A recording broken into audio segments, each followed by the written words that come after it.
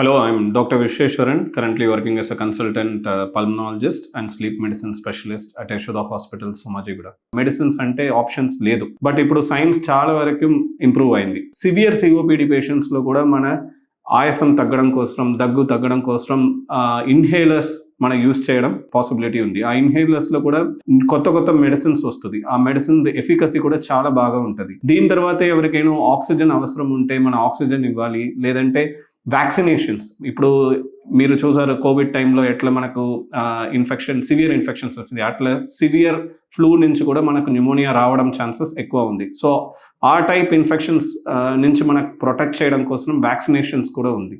దీని తర్వాత ఎవరికైనా ఆయాసం చాలా ఎక్కువ అయితే, మందుల నుంచి కూడా తగ్గలేదంటే అట్లా ప్రకారం పేషెంట్స్లో మన బ్రాంకోస్కోపిక్ టెక్నిక్స్ ఉంది. ఎట్లా మన కడుపులో ప్రాబ్లం ఉంటే మన ఎండోస్కోపీ చేస్తానో, అట్లా మన ఊపిరితిత్తులో ప్రాబ్లం ఉంటే మన బ్రాంకోస్కోపీ చేసి ఆ లంగ్ ఫంక్షన్స్ కూడా ఇంప్రూవ్ చేయడం ఫెసిలిటీస్ కూడా ఇప్పుడు ఇండియాలో అవైలబుల్ ఉంది. ఇదన్నీ నుంచి కూడా పేషెంట్ కండిషన్ ఇంప్రూవ్ అవ్వలేదంటే, ఏదైనా పేషెంట్ కంటిన్యూస్గా దగ్గు ఉంటే, ఆయాసం ఉంటే, ఆక్సిజన్ లెవెల్ తగ్గిపోయితే ఆ ప్రకారం పేషెంట్స్లో మన లంగ్ ట్రాన్స్ప్లాంటేషన్ కూడా ఆఫర్ చేయొచ్చు.